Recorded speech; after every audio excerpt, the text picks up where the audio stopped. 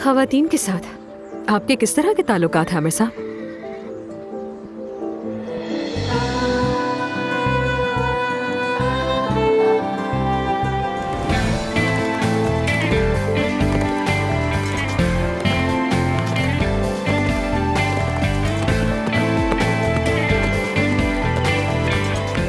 तुम meeting attend करो, तुम्हारे लिए अच्छा होगा। बाद में मनाती रहना आमिर को। हॉस्पिटल तुम्हारी रिस्पॉन्सिबिलिटी है और इसको पूरा करने के लिए तुमने मुझसे कॉन्ट्रैक्ट किया है, याद है ना? दोबारा कॉल मत कीजिएगा। एफसून एक हफ्ते के लिए हॉस्पिटल अकेले ही चलाएगी। अगर किसी ने उसे परेशान किया तो उसका अंजाम अच्छा नहीं होगा। आपकी सेहत के खातिर मुस्बत, बिल्कुल मुस्बत। समझ गए सब?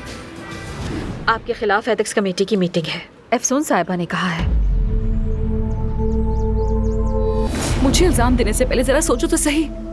मेरी हालत तो देखो। तुम्हारे बाबा तुम्हें इस कमेटी के सामने लाना चाहते हैं। वो मेरे बाबा नहीं है।